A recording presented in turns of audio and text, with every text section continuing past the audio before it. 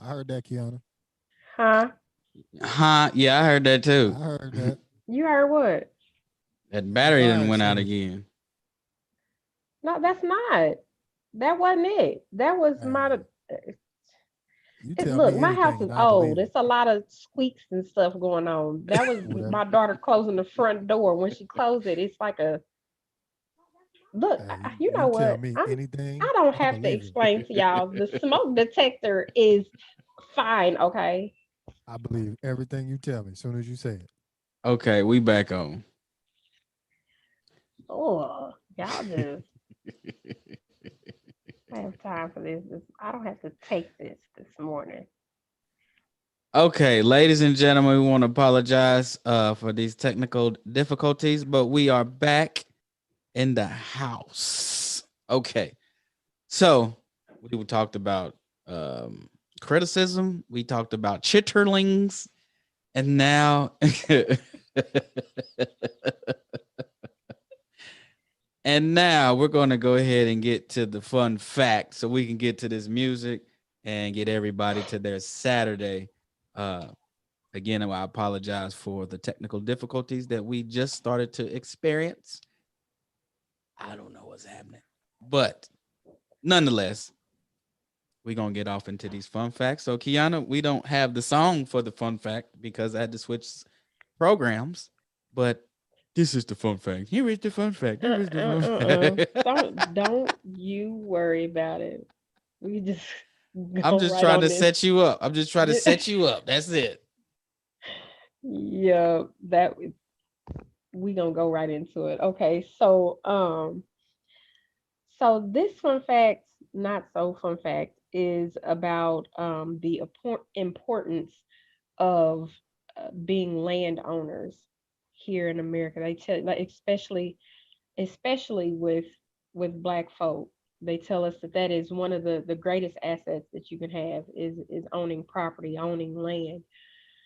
And my question is that of what do you do if we had it, but it was stripped from us? And then they expound upon making it difficult to do that again.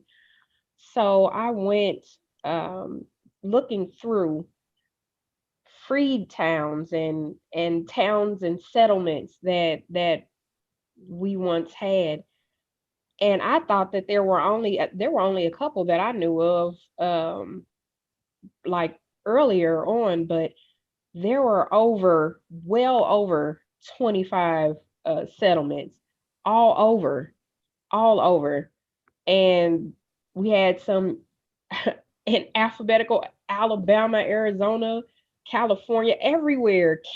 Canada, there were black settlements in Canada. Here in Indiana, everywhere, Louisiana, New Mexico, Oklahoma, Texas, Tennessee. The ones that had the most were in Oklahoma and Texas. Like, I've never seen so many settlements before. Like, who knew? But there were, and I mean, and it wasn't like we strayed away from who we knew we were. Like, in Alabama, one of the towns was called Africa Town. In Dallas, Texas, they had Little Egypt. Mm.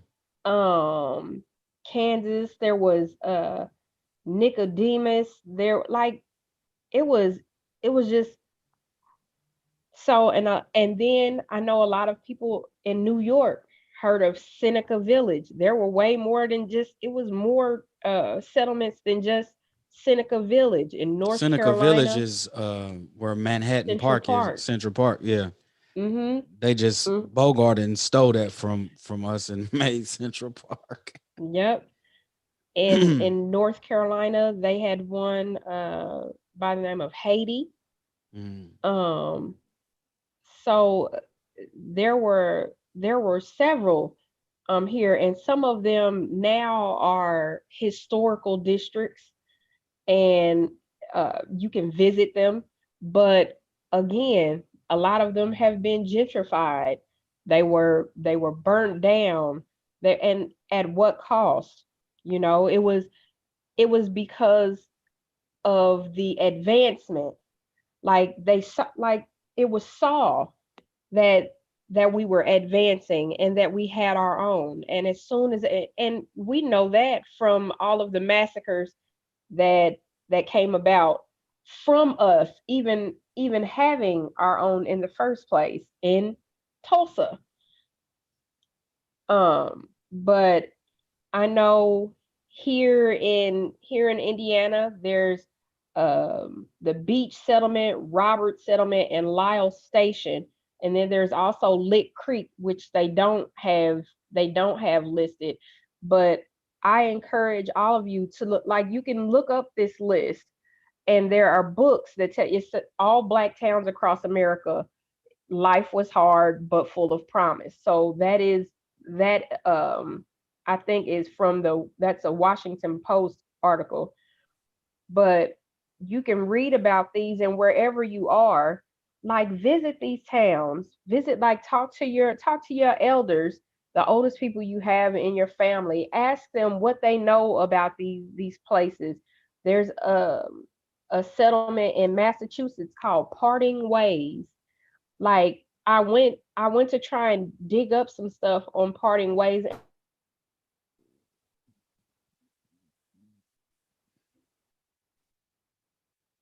All right. Well, She yeah, she froze. But I wanna read part of this book I got a while ago, because I keep talking about it. The book is called Slaves in the Family. Mm-hmm. I just want people to hear Mhm. this. It says, so the story is about a family named the Ball family, and the Yes. eldest uncle came to America first, and that's where I'll pick this part up, and I'll breeze through this. They came from a village called Stocktington Head. It says the village of Stocktington Head stood near ports that handled the growing ship traffic to America in 1620. So it's around 1600s, right? And then it talks about Uncle John. Uncle John had grown up in Devon and had become a sailor in 1669. So from 1620 to 1669, this is happening. He signed on as the first mate to the Carolina. The Carolina was the name of a ship commissioned, pay attention, by investors to make the first permanent English settlement on the southeastern coast of North America. Southeast would be what we call North and South Carolina, and the first settlement was an investment by a group who bought a ship, and they called the ship the Carolina. Connect the dots later. Fast forward. Bu- bu- bu- bu- yeah.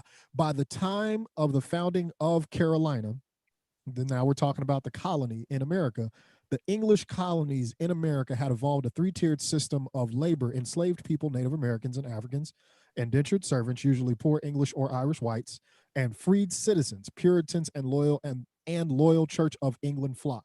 The fundamental constitutions intended as a guide to the settlement of Carolina discouraged the enslavement of Native Americans. Skipping forward, by contrast, the fundamental constitutions called for the subjugation of Africans, styled Negroes. Locke evidently understood that Africans, black brothers and sisters back home, would have no means of reprisal against American captors. The religious sculptors vanished, and provision 110 read simply, every freedman of Carolina, pay attention, every freeman of Carolina shall have absolute power and authority over Negro slaves of what opinion or religion soever. Last part. According to the fundamental constitution, a white settler had a right to 150 acres for each laborer he or she brought to Carolina, white or black, free indentured or enslaved. For his first group of contract workers, John Cumming, this is the guy who was the uncle who back in 1669 started making the voyages. Um, for his first group of contract workers, John Cumming bought a piece of paper promising him 900 acres Mhm. for bringing people, freed, enslaved, or otherwise, to the colony which was an investment by the English to America. He got 900 acres of land. Now, here's the interesting part. He was a sea captain, which meant he did not know how to cultivate or tend to the land. Matter of fact, he wouldn't even be at home to work the land. So this man inherits land he can't do anything with, hires people, slave runners, to manage his farms and cultivate the land. And they use the slave labor that he goes and gets and brings back to actually do the work on a daily basis. So this man and his family have accounting records dating back to the 1600s of how they built their wealth, not just on slavery, but on the land that they got just for bringing people into the country.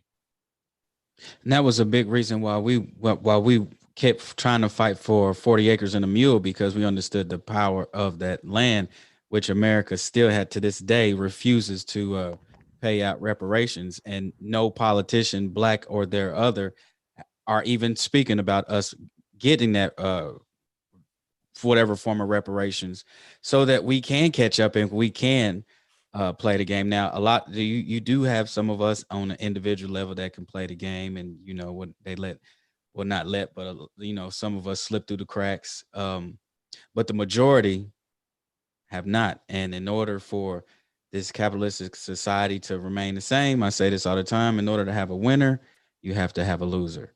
And the laws have been created, the institutions have been created to keep a certain group of people as the losers, so that capitalism can work for the greater good of everybody else. So, Kiana, when you ask what could we do, when you play the game that is always being manipulated and remixed, you're probably not going to win. I mean, And and there's a book that I read also, and I have heard of that book, and there's a documentary that they showed with the and they've done interviews as well on Oprah, like many years ago. But there's a book called White Rage, and it's by Carol Anderson, and it goes into the extent of which oppressors will go in order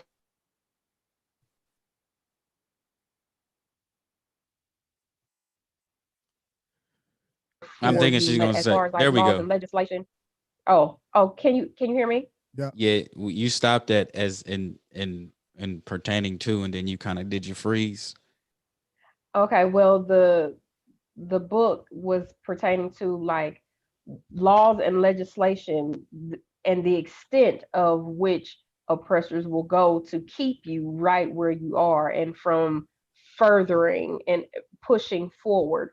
And a lot of that, they she talks about briefly those settlements and being destroyed, and like housing laws and so forth and so on, and things that they put in place to make sure like that land and stuff that would mean such a great deal to us has been, kind of now it's a very difficult thing to obtain, Yeah. and especially settlements, a group of us doing it. Jeez. And so here's the interesting part, right? Like when you talk about what can be done, um, if the Ball family has accounting records, and we know that states have records on what slaves they had, then you can approximate some amount of money to what it costs to actually, there's numbers, there's real figures on what it costs to buy a slave. Even if you average that and then put a premium on top of it just to make sure you cover a margin of error, you can start to come up with what these costs are going to be. Then you add to that where I started, right? I started with um, the Carolina was an investment in a ship from English investors to colonize part of America. Reparations is not just a United States conversation. at all. This is a global conversation because there are companies on record that have profited on slave labor, on the transportation of slaves. There are entire companies built on this idea. So this is a much broader conversation than just America. And I think our biggest challenge becomes being our own entity in a position to stand up against governments, because that's what we're talking about, right? We're not talking about black people, white people. We're talking about African Institutions. Americans. Yeah, we're talking about African Americans as a people going up against governments. And then the other part of the conversation, we have to separate the conversation of reparations from criminal injustice. So let's talk about Black Wall Street for just a second. When Black Wall Street happened, white mobs were deputized by sheriffs to go and kill other citizens. That makes this a federal crime because that sheriff has now given people federal authority to go and act on behalf of the federal government. Now, can you go and prosecute those people? No, they're all probably dead. And if they're not, then yes, you can. But separate from that, you now can create, if this is actually prosecuted, you can now create a case or a series of cases that says we've ruled in this way on this particular issue, and it creates a standard by which every other case has to be tried. So now we're talking about the massacres in Texas, Slocum, Texas. We're talking about Rosewood. We're talking about everything up to in 1985, the bombing that happened in Philadelphia. Mm-hmm. Right? Because again, that is law enforcement targeting African American people and killing them on behalf of the federal government. Whether the president said go do it or not does not matter. They did it under the protection and under the guise of being federal agents of the law, state or federal agents of the law. Mm-hmm. But two separate things we'd have to deal with, at least. And so everything that you guys are discussing right now it's imperative that the babies learn this stuff, because while we're off in our own worlds, talking about Kevin Hart and Jeezy and everything else, like this stuff has been sitting there waiting for us to pick it up, to be like, hey, do something about this. Don't just allow history to collect dust, because if it collects dust, then it's going to happen again, and then your case, and then it's going to continue to collect dust, and nothing's going to happen because our attention is placed elsewhere. And we all know that the mainstream media, the mainstream educational system, they're not going to tell you any of this. Right. Because, and this goes back to reparations for this country. If we were to collectively come together and participate in a lane that benefits us, the group, to be like, no, we're not moving anymore, we're not doing anything else until XYZ has been resolved, then that'll start a whole domino effect around the whole globe. You got to see only 1% of the 10% is ruling the whole globe. And the 90% of the people are the oppressed people. Yeah. You oppressed by less than 1% of the people of this planet, because it all starts with the lack of information or misinformation. Blackity Black says, just as much as we need to know about our communities. Yeah. And Kiana, when you mention ask your elders, I'm gonna tell you, a lot of elders ain't talking. And that's because they've been trained to be fearful to speak about it. When you speak of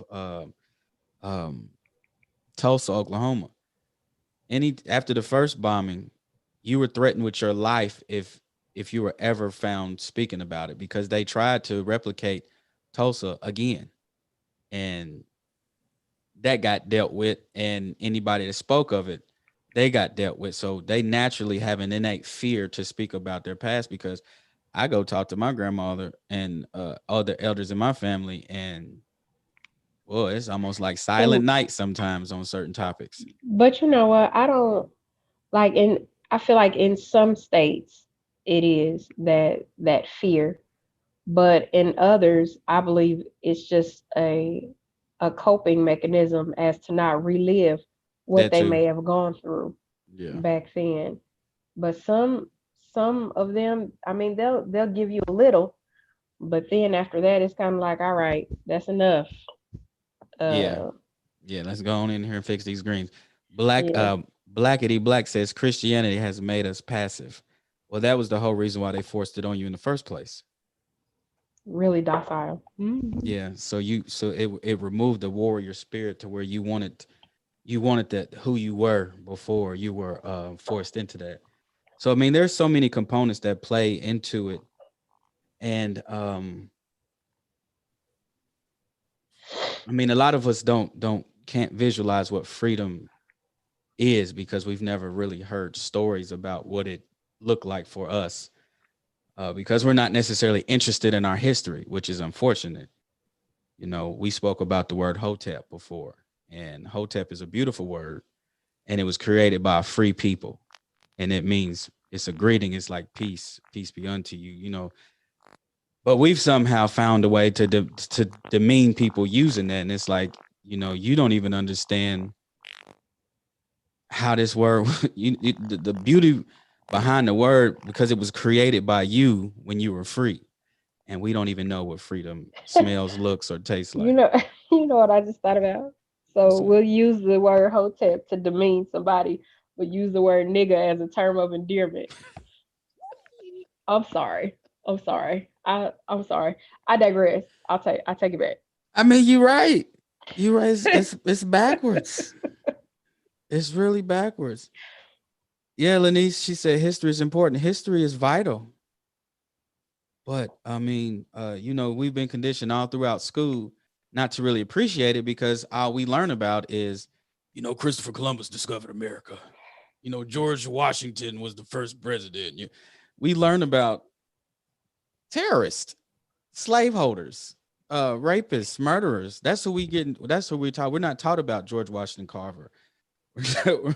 we we're not talking about. We're not taught about Marcus Garvey. We're not taught about any of the inventors that created all the things that we use today, even though they give that over to Thomas Edison, who clearly stole all that.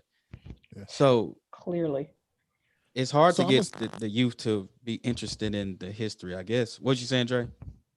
I'm gonna say something, and it's gonna sound crazy, but I want people to ride with me for just a second. We have to stop getting mad about history. It's nothing Here's to why I get say mad it. about. It's a blueprint. Exactly. Because what it tells you is how a dominant society dominated cultures all over the world. I'm not saying we shouldn't be angry. I'm saying once you get over the fact that you're mad about what happened, you have to start to What's study what next? happened so that you can put a plan in place to deal with what happened to you. Yeah. We've been mad for so long that we've gotten comfortable in in our anger. So much so that we find out new information about what happened to us, and that's all we do is get angry about it. And it's like, but so someone did this deliberately to you. No question about that. And they did it for their own advantage. Mm-hmm. I'm not saying we need to be people that deliberately manipulate and kill and demean and do all these cruel things to people as a way of survival. But I am saying it happened. It was real. It was premeditated. It was planned. There's journals about it. At some point, we have to pick up the information as to what Blackity Black was talking about and study what was the thinking at that time. What was the rationalization? Was there Yeah. really as much profit in it as it seemed? If there was that much profit in it, where'd the money go? If we were going to prosecute somebody, who and how would that look? Those are the conversations that have to evolve out of our anger, not just new information to be angry about. I think a lot of that, what you speak about, Dre, has already been done. I saw a figure. It said the United States government owes the descendants of slaves in America somewhere around $560 trillion. I'm not gonna trust white people to tell me how much they owe me for oppressing me. Nah, this wasn't done by a white person. Okay. All right. All right. Yeah. We can start. Yeah. Yeah. And you're right. There have been a couple of different studies, and I think they've just I can't remember the word that they used to describe it, but they've just um put together a proposal and gotten that proposal approved to do another study. They do about every 10 years. They want to do another study. Yeah, So they're yes, gonna keep doing studies to keep from doing the actual work. Yeah, yeah. yeah. So But what I'm to saying is, what I'm getting at though, because you're absolutely right, is they commission. That's what it's called. They will commission a study. They'll produce the results of the study, and that study always comes with a set of recommendations.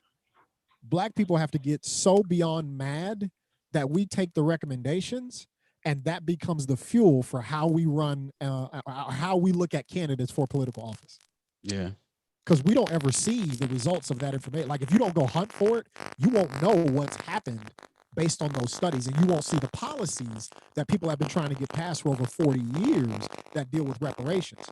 How do we start to bring that information into the Black community, because it's out there, and use that to strategically say, here's who we're going to put in office at the municipal level, at the state level, and at the federal level to get our agenda across.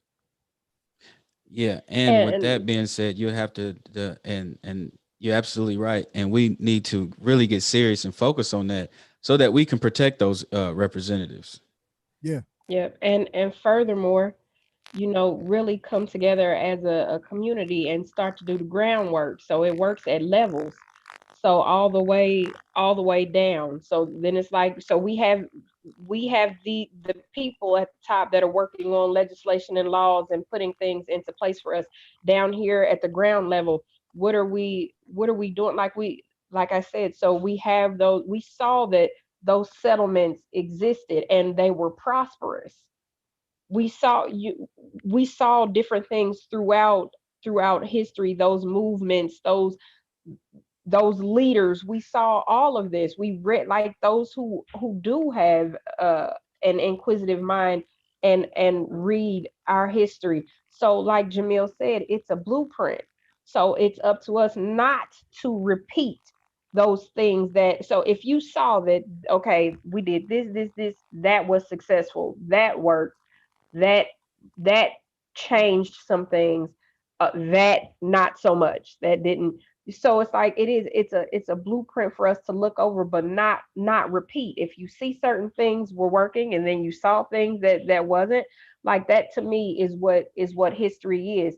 And like you said, Dre, you get mad enough to where after you've read it, you do exactly that. All right, so now enough is enough. So now what do we do to change it and progress?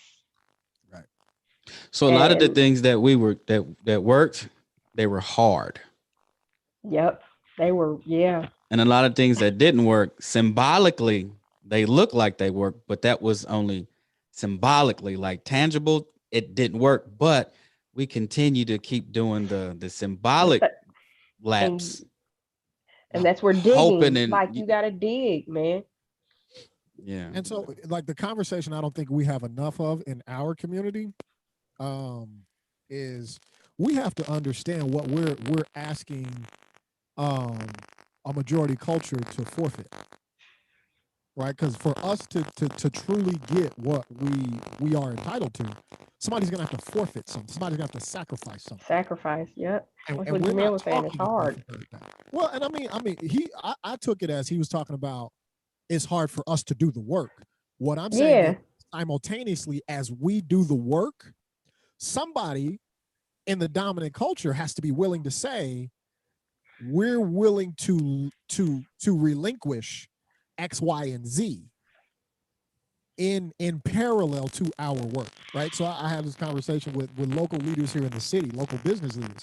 White leaders have come to me and said, hey, what do we do? How do we do this? What do we need to do? We know this isn't right.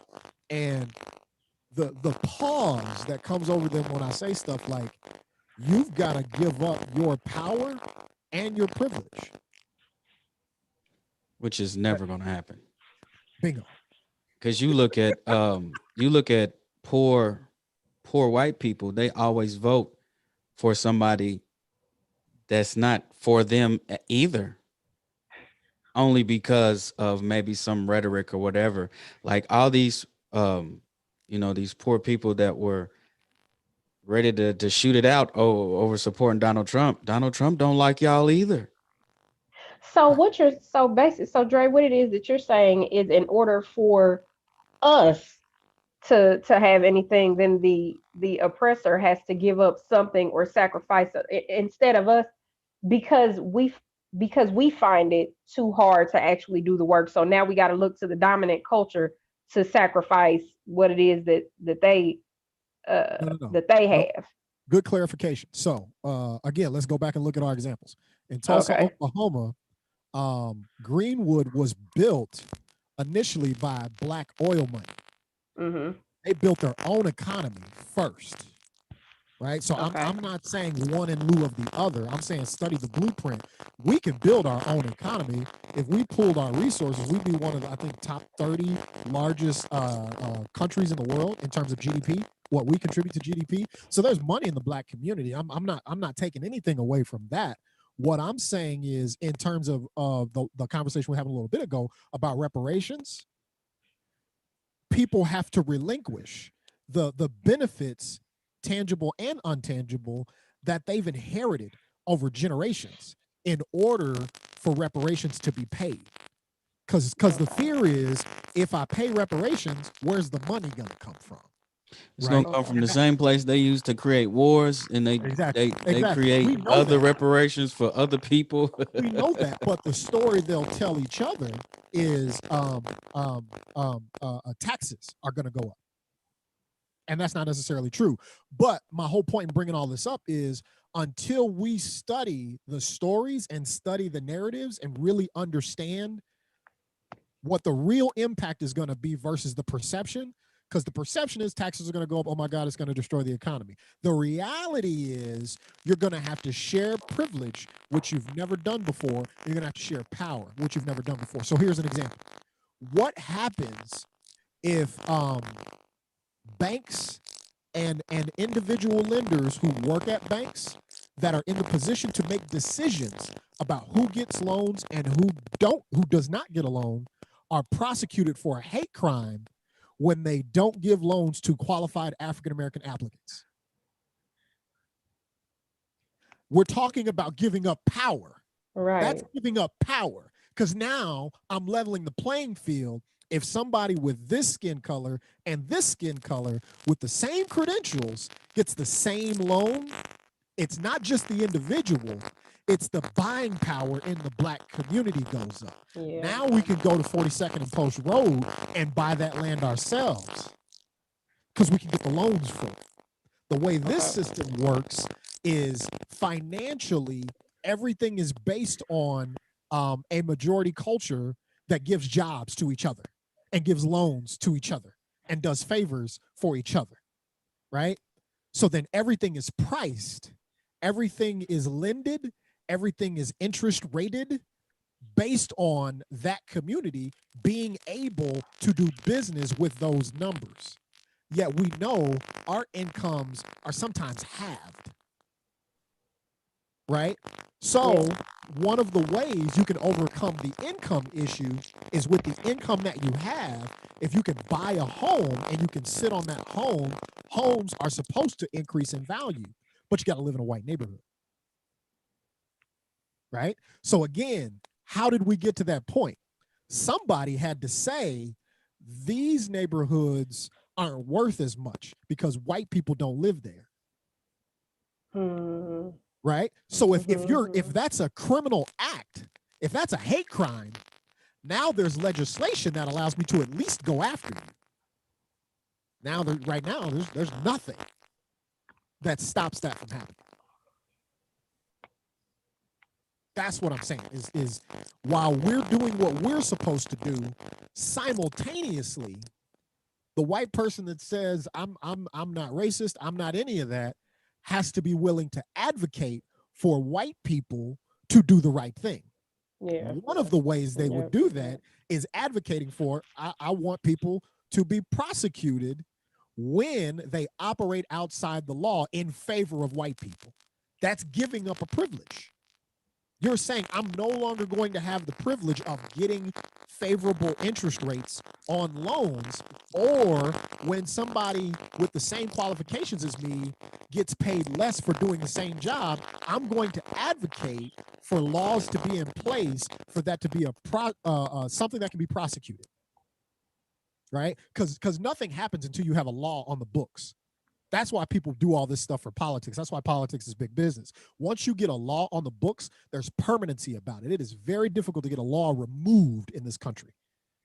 Once you get it in place, that's it.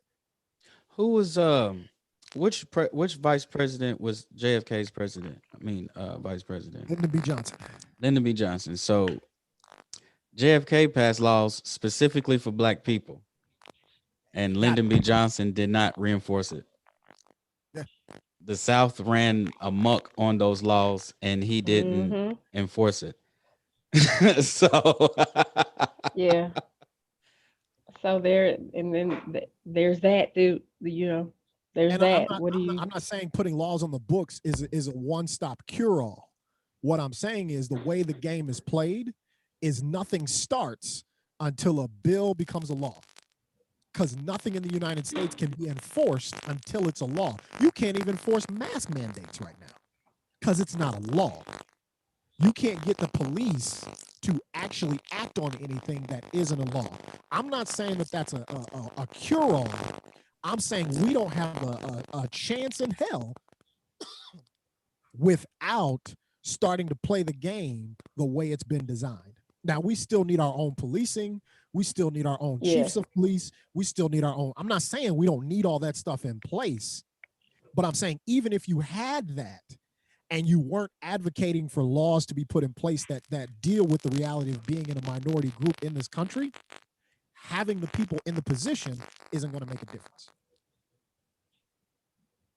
That's why I'm saying it's both and. It's not one or the other. You have to be working on both. Okay. And what you're really asking white people to give up is not money. You're not asking them to give up corporate jobs. You're asking them to give up power and privilege. it's not gonna happen. Yeah. Yeah. I was thinking it, but you said it. Yeah, Yep. it's not gonna happen. But that's the real conversation we have to start having, because all this other stuff, smoke and mirrors. And it's easy to get around. I think so when you follow the blueprints that were hard, I'm always gonna go back to this: the bus boycott, 381 days. Yep. Boycott, shut down an entire economy. You don't have to ask somebody to relinquish their privilege when you've destroyed that in which enabled them to have the privilege that they will never relinquish. So why wasn't that sustained? Because we were tricked to get back on the bus. Okay. We were led by integrationists who didn't really understand what they were doing, but the people that were financially supporting them understood very well what integration was going to do. They understood that it was going to take our leverage away. We didn't understand that. Listening to Dr. Claude Anderson, I don't know if anyone's familiar with him listening, but yeah. Dr. Claude Anderson's family owned a fleet of buses. He's a black guy. And he was saying how the black people in that region wanted to get on white buses so bad just so they can ride in the front. Like it was all emotionally driven. It wasn't driven by any data.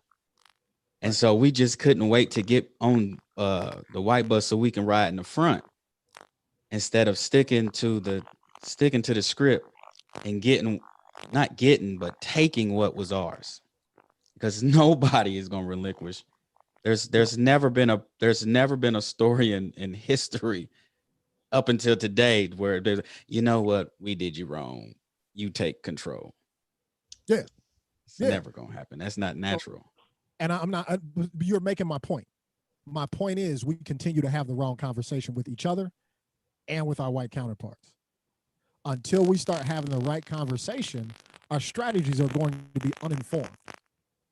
So this idea This is either going to happen by absolute revolution and rebellion, or somebody's going to have to see that that's coming and say, being completely opposed to leveling the playing field is not in our best interest.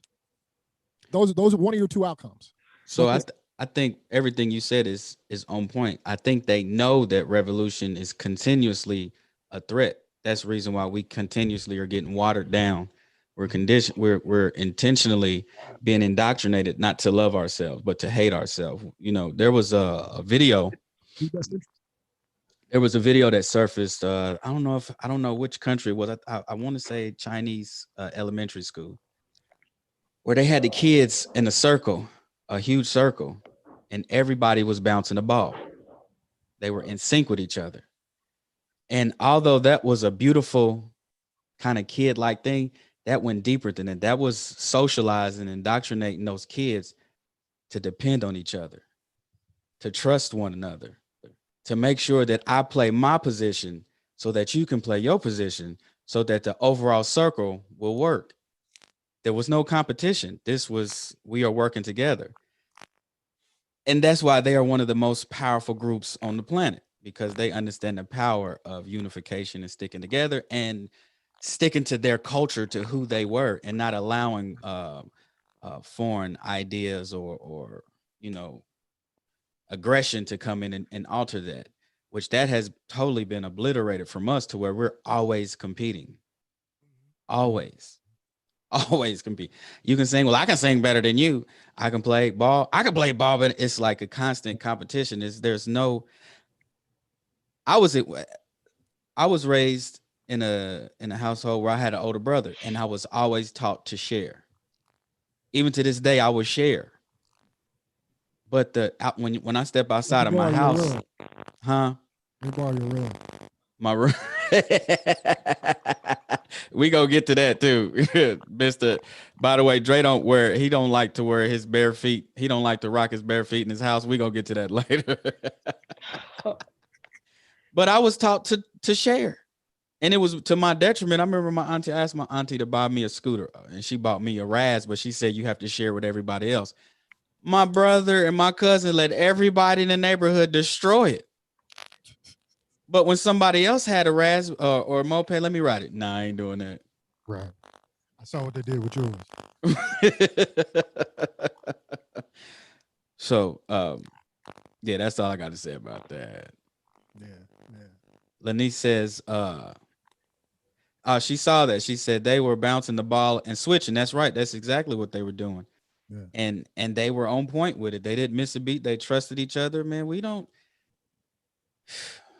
trust each other. We've been trained not to.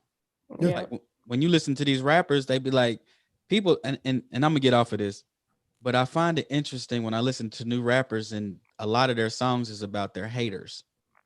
They got haters that don't want to see them win. And where are you at? Why are you around so many people that don't want to see you win? Once I recognize one person, it's okay, gotta go. No, y'all just sitting in a room full of people that's like, I can't wait for you to lose. I like what Common said. I can't remember what album it was. It was before B, I'm pretty sure. He said, niggas ain't hating you, they ain't paying you no attention. I thought that was hilarious. Shout out to K.O. Comake Jones. I see what you're saying. He said, exactly, it's not going to happen. You'll eventually have to have a similar mindset to theirs in order to rise above. They will never voluntarily watch you rise above them, which you would think it has nothing, it shouldn't have anything to do with rising above. It should just, let's get this back to a humane society. Right. We've gone so long with inhumane treatment. It's like, are we being ran by human beings or aliens, or what's going on? Like, right. And so that is exactly my point. I don't think we're asking the right questions. I don't need to ask you for reparations when you know what you've done is wrong. Right. Come on now. You know it. Right. Right. So me asking you to address the symptoms of the problem are only going to deal with the symptoms. I'm asking you to deal with the root cause. The root cause is you were given an unfair advantage that is sustained in this system. I want you to undo that. While you're doing that, Black people are going to be working on our own economy, our own community, because we still got to do that work. Yes. We do that work Yes. without them doing the work of undoing systems of oppression. We're still going to have the same problem. Yep. That's my point. Is it's not one versus the other, because I can tell you, we're not ready to go to war. I've lived through it. Oh no.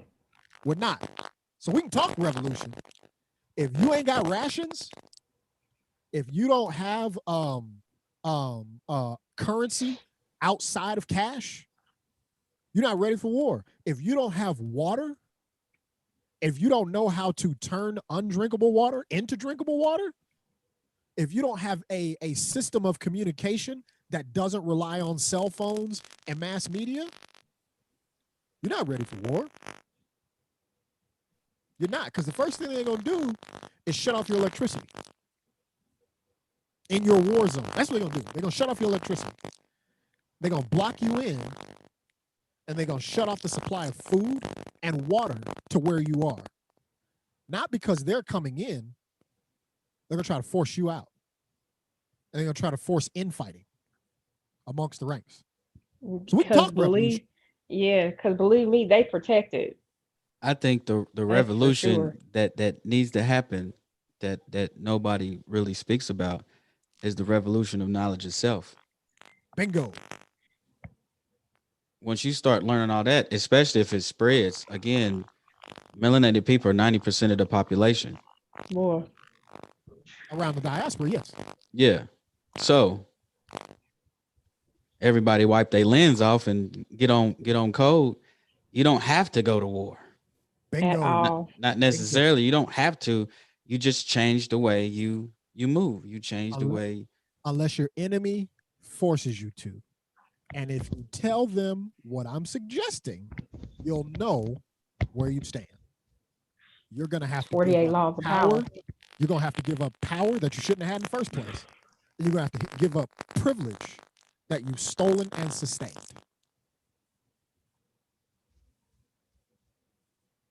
That's what it is. At its core, that's what it is. That's what I read in that book, right? It's this man was incentivized by a government that wasn't even established in America. It was in Britain. He was incentivized to bring people to a land to help steal it by giving him ownership of land. That's privilege. Yep. I don't need your reparations as much as I need you to undo systems. I'll take Dre's reparations, everybody. I'll take Dre's. You don't need it. No. I'm saying as a community, we've proven time and time and time again, we can get it ourselves. But by continuing to focus on that so much, we're not realizing that even if you get it, the same systems that imprison us, that don't represent us in government, that brainwash our children, are still in place. Mm-hmm. Yeah. Figgity facts, Dre. Okay, so now I'm glad you stopped through, Lenise. Yo, so Dre, before we get to this music, Kiana didn't hear this story.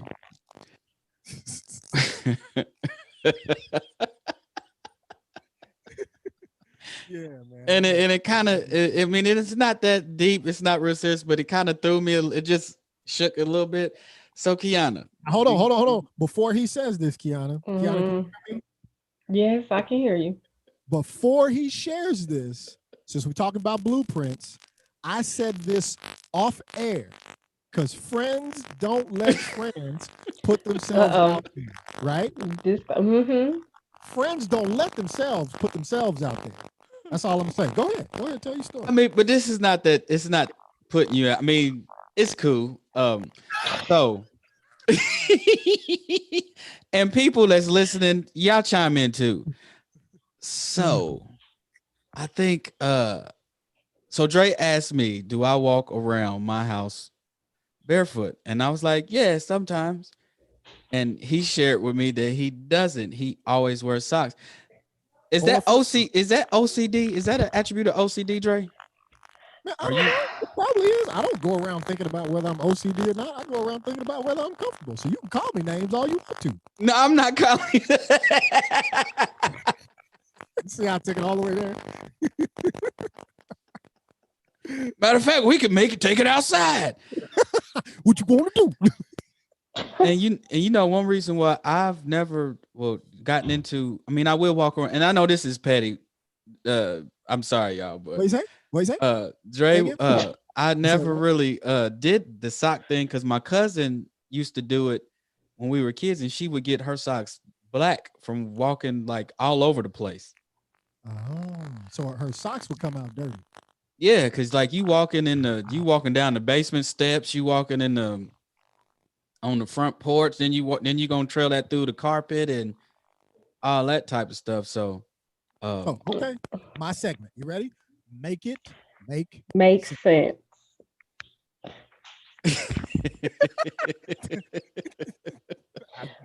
I mean, in my household, we was told to wear socks. Put some on your feet, either socks or house shoes or something. But we had to wear it. Dre, don't be dropping the mic like I wasn't raised right. Hey,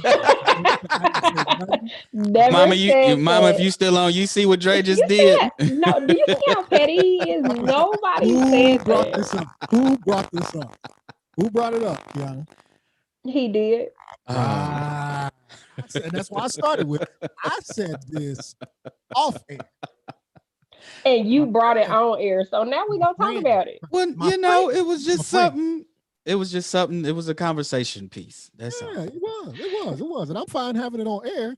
All I'm explaining is, actually, I didn't explain it. You did it for me. Is your cousin's socks were dirty. Yeah. But I'm crazy. No, I didn't say you crazy. I mean, what you said. See how I fold my hands? That's when you about to whoop your kids. Now, didn't I tell you to take the trash out? I wish you would sleep right now. I'd knock you upside your head. Yeah, classic scene. But yeah, man, no, I got on socks and flip flops right now. I can't do it. So seeing that both of y'all have a family, do y'all do the onesies around the holiday seasons? Y'all walk around with the onesies? My daughter just wait. The matching onesies. Wait, hold on. Time. Now you're going too far. So, a whole grown ass man, like a whole one. You're asking me. Dre, don't act like y'all don't pose in them onesies for the Christmas postcards and the New Year's cards from me to you, the family pictures, and y'all on in the same. Y'all in the same onesies, Dre. Don't act like you don't do that. Look at his face. The camera's not froze. I'm just appalled that you keep going with this blind question. Now, you could have said pajamas. You could have said outfits. You could have said robes. But you continue to say onesie in reference to me. And I think you're trying to be funny. That's what I think. I think you're trying to get one over on me, and I don't appreciate it. I want no damn onesie. Not now. If I had a family, Dre, I would take family pictures in a onesie. Friends don't let their friends put themselves out there. Baby, but you didn't run that across me before you said it out loud. He did. What you need to do, Dre, is you need to just set when we're done. Like if we tried the whole send the message first, that didn't work. So he just says it. So then when he says it, you just gonna have to. Sometimes you just got let him bump his head on his own. Back away from the mic. Just don't even. The friends don't let friends. You just gonna have to. So first of all, Kiana was all for the onesies because she started off before you cut me off, Dre. My kids. I have 3 girls. Let's just say that now. I have 3 girls, and my girls like onesies. Ask your So daddy. Ask your daddy will he wear onesies in the you family know picture. what? You gonna Reach around and ask Papa Quarrel, you hey, gonna would you mind putting on listen. this You gonna onesie? get my daddy gonna come on here and say some stuff you don't want him to say. Let me ask him if he gonna wear a onesie. Right. He gonna get on here and y'all gonna hear some stuff. You Oh, can this you still keep want your to Timbs show. on, Pop. Just put the onesies on for the family picture. Negative. With the Negative. My daddy ain't putting on no onesie unless it's a Dickies jumper. He ain't getting ready to do that with the zipper in the front. It's crazy you bring it up because this is the first year we got pajamas, like as a family, and we're supposed to wear pajamas. So you was already ready for pajamas, yes. Yeah. Okay. Pajamas. There we go. Yeah. When you stop trying to insult me, we can have a conversation. So you got it's the 2-piece for that, like where you got a shirt and some pants. It ain't one of the ones where you got to put your full body in it and zip it up. Button-up shirt and it's a pair of pants. Got it. I bought them oversized because I was born in the 80s. Y'all are so childish. I'm telling you. We childish, but he's asking about onesies. Listen, a onesie, a pajama outfit is all the same. No, my brother. Not gonna ask me if I'm wearing a sundress. No, my brother. Don't do that. No, not putting on no onesie. No. Somebody out there listening right now from Indiana State, send me a picture of Dre in onesies. That's fine. If it's after elementary school, they won't find it. They lying. You're like, that's Photoshop. It's the 21st century. You can Photoshop anything, so I ain't gonna say they ain't got it. I'm just gonna question their integrity for giving it to you. The first question I'm asked, what's my mama name? Let me get Sonny on the line. Let me get Sonny Ross. If you don't know my mama name and you got a picture of me in a onesie, you lying. Yeah. We got on this because you nasty and you like to have the bottom of your feet all black. Boy. I, on the other hand, prefer to not have my feet all black on the bottom, sir. That's all. So mine on Everard says JJ wore them. Who's JJ? F. JJ from Good Times? Is that what it was? What? I think JJ from Good Times did an episode with like a onesie on or something. Yeah, hey, listen, man, there ain't nothing wrong with wearing a onesie, I guess. For you live by yourself. Ain't nobody there to take pictures. Ain't nobody there. Like, so you good. Yeah, you can tell me anything, I believe it. Real G's wear basketball shorts and tanks to sleep. So then why you ask? What I got on, right? Because that's what families do. Families get together and dress up. Yeah, we did. We dressed up. We took pictures a couple days ago. We dressed up and took pictures. See? But just not in onesie. No, and then we got pajamas. The same day we got the clothes for the pictures, because we got to have clothes. You got to buy a new outfit for pictures. So we got a new outfit for the pictures, and we got pajamas, matching pajamas for Christmas Eve. But we ain't taking pictures in those. Okay. We gonna do it.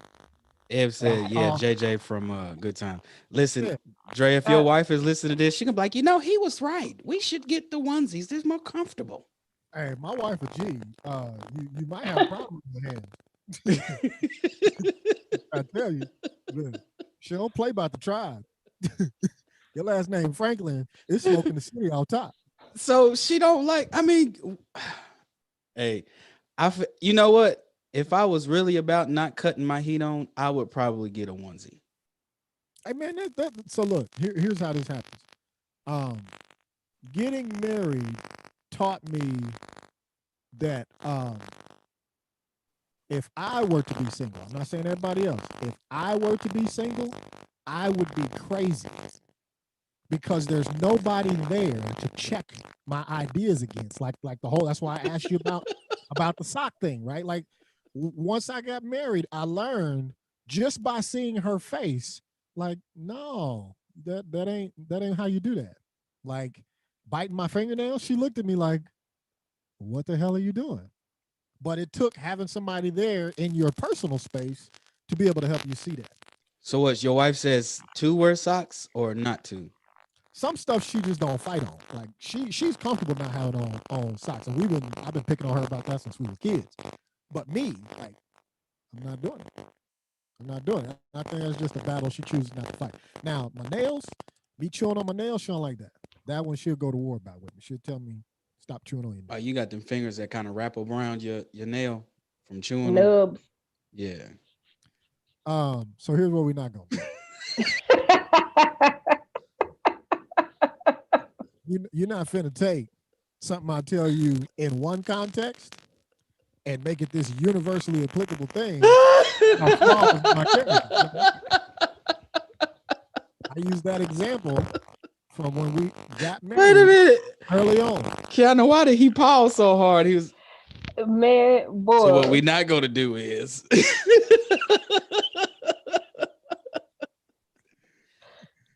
Oh. Yeah, See, y'all done showed out today. We ain't had all three on in about 2 or 3 weeks, and today y'all just showing up. Y'all just showing out. Hey, that's you. And you know what? I didn't get to say that. I'm gonna say this, and then I'm done. So I watched the show from when I was not here. Get it. And Wait a so minute. it was called Listen.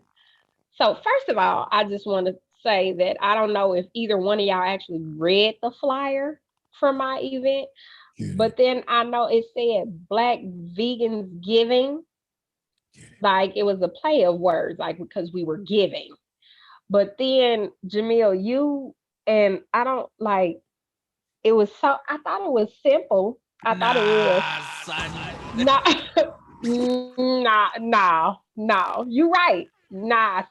Cause it was Black Vegans Giving. What did you say, Jamille? Do you remember what you said? Because it wasn't Black Vegans Giving, I don't think. Listen, in the infamous words of DJ Godzilla, what we not about to do is continue. Like that was it. Cause y'all was just I was just like, I had the flyer up while I was talking. Did I mess it up? I messed it up. So you had the flyer up while you and it said Black Vegans Giving. Yes, and then your description, you was like you talking about me selling plates. I was like, what? Wait, no, I never said that. We had this conversation off air. It was miscommunication because you didn't really say much of nothing. You was like, "Hey, I ain't coming on the show tomorrow." It's always miscommunication with you because you don't listen. You and your Microsoft Windows shut down. It's like it's just you. Whenever I'm talking, that's immediately what happens. So that don't put that. Yeah, don't put that on me. So, but it's cool. Before the show, she was talking about how they were going to get together and sell plates. I was like, you should. Cool. Hold on. I was like, you should do that. And we talk periodically through the week. I do a whole lot through the week. A lot is on my mind throughout the week. I shoot her a text the Friday night before the show, say, hey, you ready for the fun fact? Boom. I'm not going to be able to make it because I'm getting ready for my thing. In my mind, your thing is you prepping to sell plates. Because we hadn't really dove into what the specifics were. So then the following week, organic incense. So the following week was the week you was doing your shebang bang. So I was like, she's out there selling them plates. Go on, get them while they hot. No, I'm not selling plates. Oh. Well, she's giving away socks and masks and coats then. According to the flyer, pins and stationery. And she got vegan cologne and body spray. You know what? Okay. You know what? We're done here. I'm just saying he was making stuff up. I'm not trying to poke fun at you. Nah, y'all not going to team up on me. Go and poke fun at her. Go and get it. Here's the $1 million question. What was the name of the show that we did that you hosted and I DJ'd for another vegan joint?